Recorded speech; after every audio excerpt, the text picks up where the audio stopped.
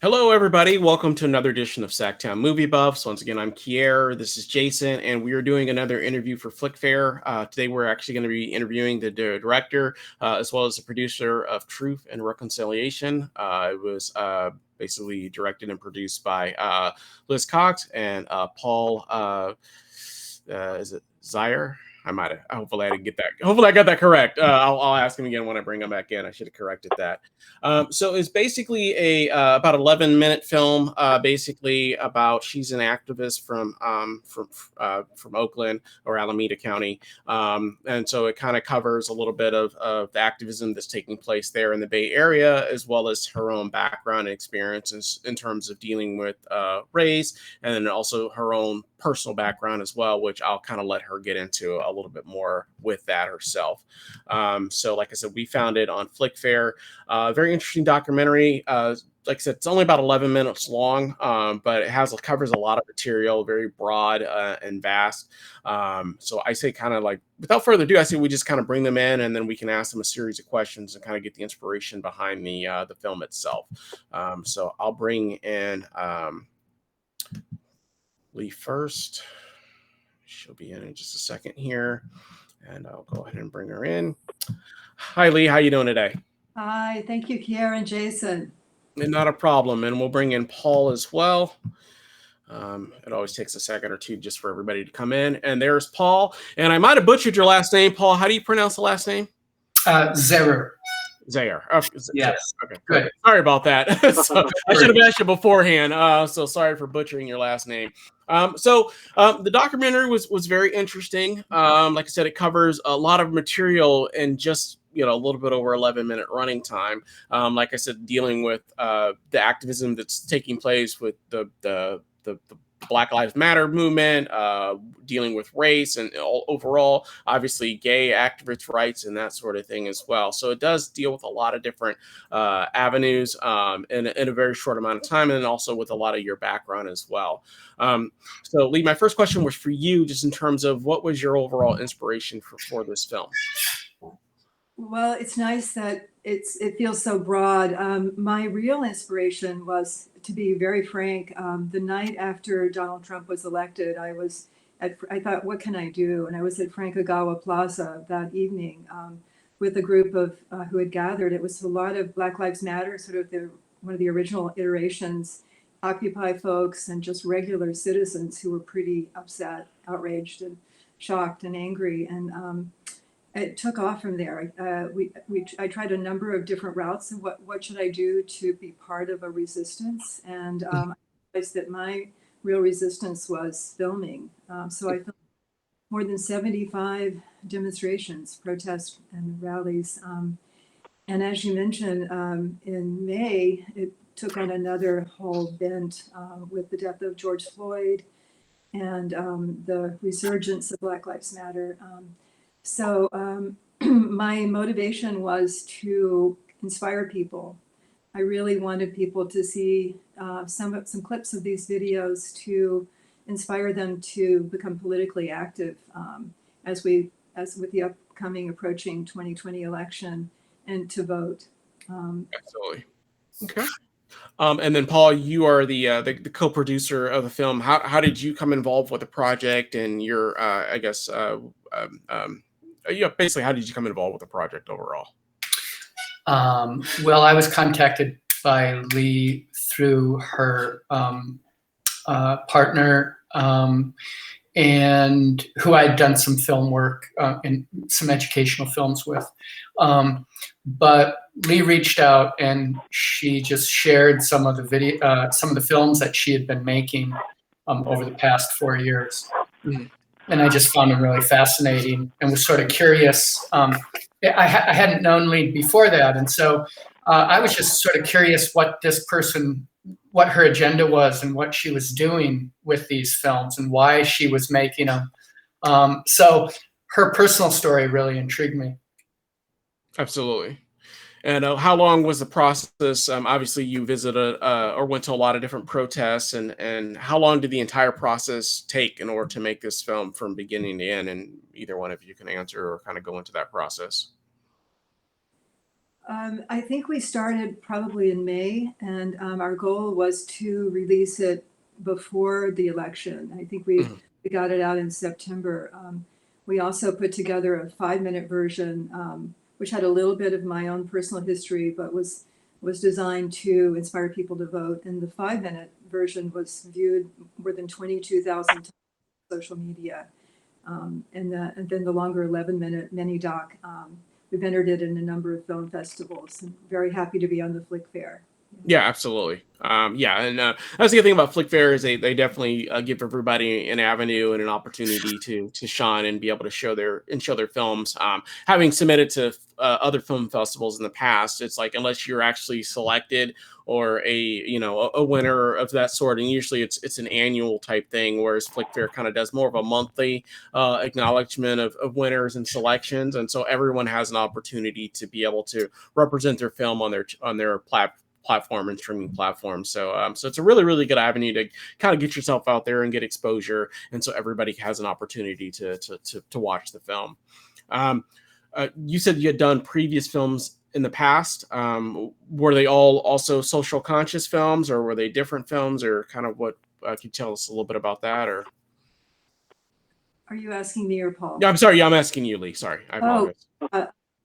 So I'm kind of a dual person. I'm a retired therapist, worked in community mental health for 1 million years.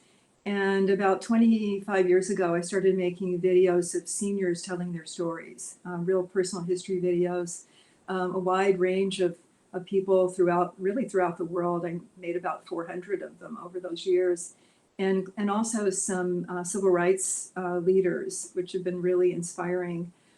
So that's kind of my background in video. I've never made something of this caliber, and I was able to secure a small grant because I knew to do this. I had a mission, and reached out to Paul and his team, Eric Ivey and Maren Wickmeyer, and it was just the small little band of us, but we pulled it off, and I'm very, very happy with the video. Yeah, Absolutely. Jason, I believe you had a couple questions. Yeah, Lee, I was wondering, who are some of your favorite documentary filmmakers that you may have been influenced by? Oh gosh, I don't really consider myself a big movie buff, to be honest with you. I'd have to, my favorite documentary filmmakers. Paul, can you help me with that one? Well, I'm not sure who your favorite documentary filmmakers are, but I think Lee's work. What was interesting to me about that, she had been making these films for 4 years prior to she coming to me, was she was really kind of holding herself as a witness to what was going on. I mean, I was sort of curious, like, what are you doing? Like, you show up at these demonstrations and you film this stuff, and she wasn't really inserting herself too much, like some documentary filmmakers. She wasn't doing a lot of interviews and stuff, but she was really just holding the space as a witness. And, that is an interesting kind of filmmaking to me. A lot of documentary films these days, they have a real concerted agenda. They're pretty much scripted just like a feature film. And, you could look at Michael Moore or any of this stuff, and they're not really true documentary filmmaking as it was done, say, in the 60s, like Frederick Weissman and, these types of films that the camera in some sense, they were more truthful because they were really film isn't very truthful anyway. You spin it any way you want in the edit room, even documentaries that appear truthful. But, Lee's camera was really just a witness. And that was what I was curious about her personal story, which was, we went back to Birmingham in the 1950s and 60s, where she was this little girl. And, that was the epitome of a witness. She was witnessing her family members, and she was witnessing the civil rights movement. And she sort of came of age. And, all of that sort of, there was a beautiful representation of that in what turned out with the film. And one of the things I was the most pleased about with the film was the title, Truth and Reconciliation, because and I feel like we need a lot more stories like Lee. We need people grappling with this issue of race in America, and it's one thing just to see all this stuff on social media, but as a culture, we need to be grappling with it like they are in South Africa and Rwanda and Kosovo, and these places where this awful stuff has happened, and we have this history, but we can have politically correct views about it, but it's more complicated than that. And I think Lee's film shows the complexity and allows us all to kind of look at it from a different angle. Absolutely. Now, Paul, have you? I know that you've done some camera work in the past. Have you done anything that dealt with activism or anything of that nature in your past experiences and that sort of thing? Is this the first type of film that you've done that dealt with activism, or? Oh, I've been making films for many years, but one of the more recent films was a film called Being Seen, which was about developmental disabilities seen through the eyes of people with developmental disabilities. And that too, was sort of one of a big civil rights issue in America with that sort of goes unsung or seen in its complexity.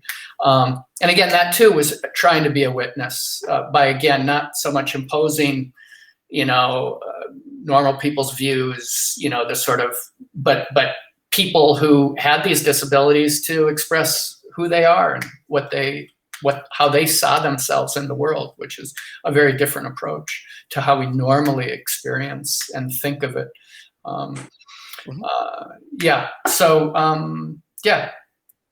Absolutely.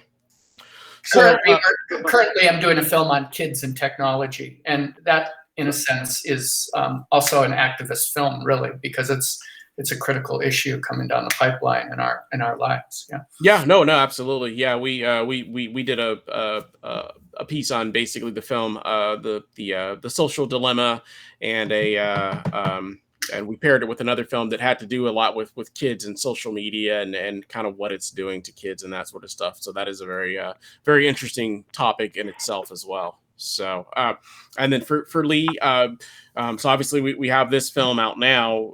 Are there future projects you're looking to work on? Are they going to be in that same area? Are you looking to shift gears? I mean, especially now that the election is over now, and not to say that activism is over, but obviously Trump is out of the office now at this point. There's still some fallout from that in terms of the insurrection that happened, obviously, on January the 6th, and whatever happens with that. I mean, we all have our own thoughts and ideas of what the outcome is going to be of that. I think it's kind of a foregone conclusion at this point. But are you going to do any follow-up pieces in conjunction with this? Or are you looking maybe to do something else in a different avenue? Just out of curiosity.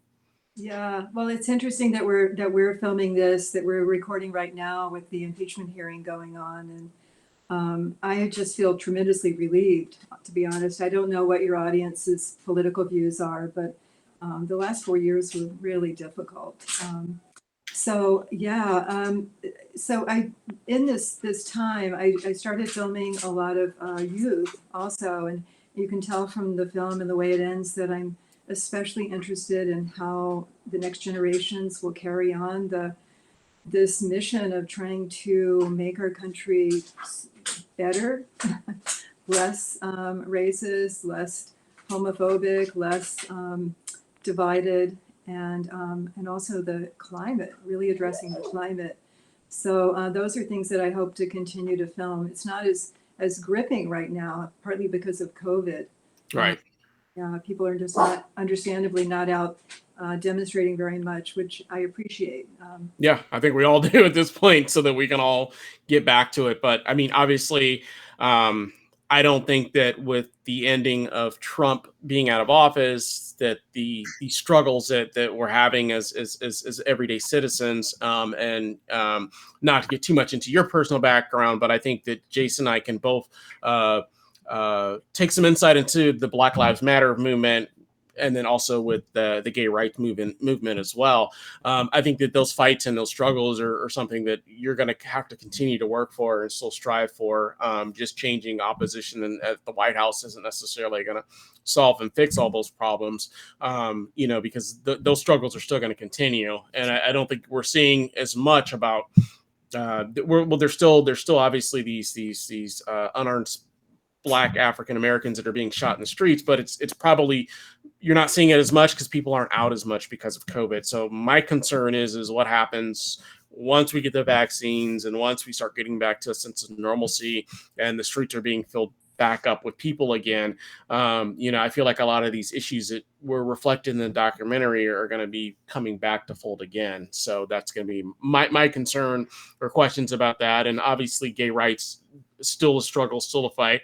Things are a little better for us here in California in terms of, gay rights, being able to get married and that sort of stuff, but it's still a long way to go, in my opinion. So. Well, I do hope that the mini doc is inspiring for people because, growing up in Birmingham, Alabama in the 50s, really, in the 60s, it was a totally different world, as you can imagine. And so much has gotten better. It really has. And in terms of, opportunities for gay people, Americans, for people of color generally, for immigrants, for people in poverty, it's a better country. And I hold that long view. And I really do feel more hopeful with this administration. They have a lot of work to do to create safety for people, that we're not under threat of these hoarding mobs, but also of COVID. So they're doing a good job. I'm very proud of our local Kamala Harris as well. Yeah, absolutely. And I saw that they're one of the first acts that they're trying to get into these for-profit prisons, which is another thing of systemic racism as well. Where these prisons are being filled with Black and brown people for profit, and they're incentivized to keep these people locked up, and they're giving longer sentences to Black and brown people. And you have these systems where it's for profit and they're incentivized to keep them in prison longer. So judges are giving them longer sentences. They're finding different ways for these people not to be paroled. And so that's another avenue that I feel like needs to also be dealt with. That's also kind of involved in that activism as well. So thank you for that, Kier. Thank you. One of the things that it's been nice to take a pause, honestly, because I was out filming as many as 3 times a week in the last months of January, December, January. One of the things that I may return to, a project that I'm kind of tossing around, is through this process, even as Paul said, I sort of saw myself as a witness, but I did become familiar with and kind of included. It really invited in a bit to the progressive communities in the Bay Area. And I took that as a compliment, as an honor. And so I'm in touch with some of those folks. And I've thought about creating a little mini doc of asking them what inspired them, what did they think went well, what's the work that we still have to do to kind of get those people on camera too. Absolutely. Yeah, no, I think it'd be great. Like you said, there is definitely a place for several different avenues in terms of, how you want to immerse yourself into a movement or into a cause. And being a witness is just good, just filming, documenting what's transpiring and what's taking place, but also going that extra step whenever we feel comfortable to ask individuals, their experiences in terms of, how they feel about the situation and how it's affected and how it's impacted them. So that'd be great. I think that would be a great follow-up piece to this documentary film, and kind of just getting more immersed into it. So that's something that I think that I would be interested in seeing. I think that others would as well. So absolutely. Well, cool. Well, definitely. I mean, whenever the next project is completed, we would be more than happy to take a look at it, and maybe we can have you back again. Maybe Paul can be involved in that project as well, and we can have you both back on the show, and we can discuss kind of the follow up piece, if you will. Could I ask you a question? Do we have a minute? Yeah, absolutely. Yeah. So I'm curious, just what the two of you thought about the film a little bit, because as filmmakers, we often don't get a chance to get so much feedback always. It's sort of yeah. What did you find that was unique about it? Why are we here talking to you? If you wouldn't mind. Well, I thought, kind of like what you mentioned, Paul, I hadn't put a name on it quite yet until you said it, but the idea of witnessing. And I too am a fan of documentaries that are, like you said, documentaries can never be completely objective because, I mean, just the way you edit it puts a spin on it, But I am a big fan of the ones that are as objective as possible, like Frederick Wiseman, like the Maisels brothers, stuff like that. So I like that aspect of witnessing something that was larger than any of us can really get our heads around individually. I mean, like Lee was saying, the last 4 years were tough in a lot of ways, and but before that, I thought, and I still think that things are headed on a generally positive path. But the last 4 years, it brought so much ugliness to the surface that I guess I had convinced myself was going away, but was still there clearly.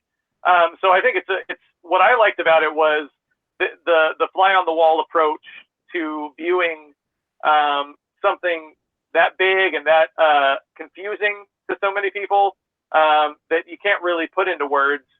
So it's best to just sit back and let it be seen. You know what I mean? Yeah. And and to touch on that sentiment as well, I mean, obviously, as being an African American, and have dealt with racism in the past and that sort of thing, and then having a black son, I worry about the future for him. I worry about my own future, about my own experiences and encounters with law enforcement and racism and that sort of thing. And it's something that, I mean, granted, I've never been beaten and arrested and all the things that have happened, especially in the 60s and 70s with the civil rights movement, things that are still happening today. But I have had experiences with law enforcement or with people that I felt were being discriminatory towards me in different factions and different outlooks, whether even just be applying for jobs or whether it be, like I said, the encounters that I've had where I've been stopped in neighborhoods before, just in my opinion, just the driving while being black. I've been driving in affluent neighborhoods, and been pulled over and just asked, what are you doing here? Why are you in this neighborhood? Do you live in this area? I've had that happen to me personally. So it's something that has affected me. And and I grew up culturally. My parents were in the military, so I've lived all over the world. So I've got to see a lot of different experiences living in Japan and Germany and that kind of stuff. And so, I never really felt the racism and that sort of thing. I felt like growing up because I grew up primarily on military bases where it was all integrated because you had people from all different parts of the world, all different parts of the country. They were all stationed on these different Air Force bases. It wasn't until I moved back here to California that I really started to see and becoming more aware of racism and of seeing the things that are happening to African Americans and Hispanics and even Arab Americans as well, people from the Middle East and how they're discriminated against. And so that's why I was initially interested in it. And and like Jason alluded to, and like you've pointed out too as well, the last 4 years have been tough, I think, for everybody that sees that, and it's sickening to me as how divided we are as a country right now, that there are still so many people that just don't see it. They just don't get it. There are people that are still fighting and still think that the election was stolen. And it's just those things that, these things continue to come up, and I'm still concerned for the future and where we're headed. And I think towards the end of the documentary, you pointed it in like 2044, I believe, that whites will actually be the minority in this country. But I still have concerns, even as a minority. It's still disproportionate. I'm hopeful for the future. I'm hopeful for the next generation. From what I can see from the kids that I see growing up around my son's age, they seem to be more accepting of different cultures. They seem more accepting of gay rights. So I am hopeful for the future, but I still am concerned. I still feel like we have a long way to go. So, yeah. Well said. Yeah. So, well, great. Well, was there anything else that either one of you wanted to add before we let you go? No, we just welcome being with you, and keep up the good work. Yeah, absolutely. No, and like I said, and we love these types of films. We love films that really are trying to say something. Anything that has a meaning or anything that's trying to say something. And entertainment is great. I love to. We do a lot of interviews with people that are entertaining. We've done horror documentaries. We've done all different types of documentaries. But I really do love to talk with people that are trying to make a difference, and the people that are trying to say something, and they're trying to get their voice out there, and they're highlighting these things that are taking place today in America. And I think it's great. And I hope that you both continue to walk down that path and continue to make films that inspire others, and keep the conversation and the dialogue going. So we thank you for that. Yep. Yeah, thank you both. Yeah, absolutely. Well, we thank you again for Have watching. a great weekend. Yeah, absolutely. We thank you for joining us. And like I said, we'll make sure we get a copy for the both of you once we do get this uploaded as well. And we'll definitely get this uploaded to all of our social media as well. So we thank you again, and hope everybody has a great day that's watching. So Okay. thanks again. You too. All right. Thank you. All right. Bye. All right. Bye. Bye.